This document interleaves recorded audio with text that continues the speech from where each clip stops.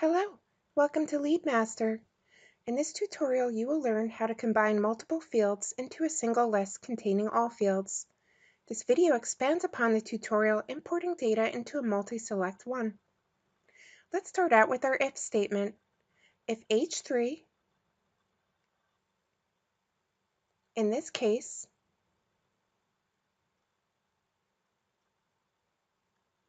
equals swim, then it must equal swim with a comma. We want to put a comma after each word so that it will be read as a list. If H3 equals swim, then it is swim, otherwise it is blank. Each column has its own if statement. We are connecting these statements with the use of ampersands.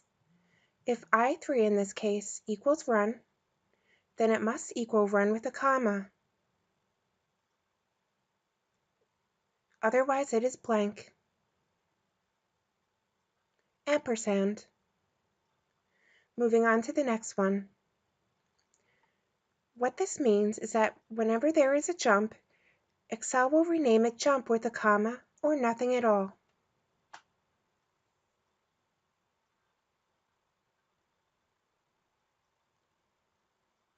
Let's finish the rest.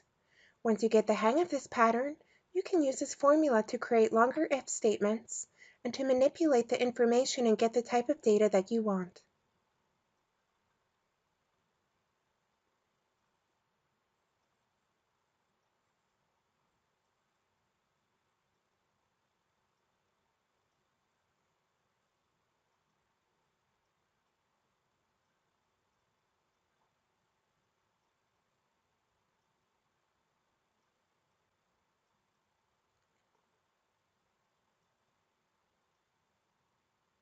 Now we have our list. We have created a new field from the second chart. Now we need to copy the formula, select the rows we need, paste special, and select formulas. The information has been translated, but it looks jumbled and not concise and not clean. There are also spaces in between the commas and at the end. Let's see how to reformat this. We will add to this formula. To remove the spaces in between, we can use the trim function. You can remember in the last video that the trim function gets rid of spaces in between individual values. We have the first table connected to the second, which is connected to the third table. All are connected.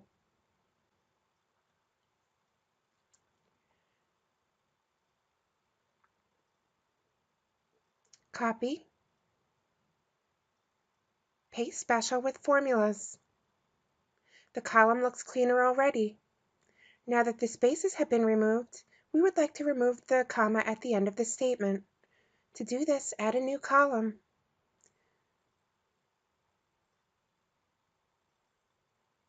We will use a new command called left. Left looks to everything to the left in a field. We must determine how far we want to look and what not to include in our statement. We are just removing the comma, so everything except for the last value is what we want. We want the length of this data minus 1, which is the comma. Copy, paste special, formulas. Now we have our new column with no commas. In order to import this into LeadMaster, however, make one last column. Before you import any information into LeadMaster connected to a formula, you must clean the data to prevent error messages. Highlight everything, copy, and paste special, this time only choosing the values. Now we can import the values safely. This concludes a tutorial on importing data into a multi-select checkbox. Thanks for watching.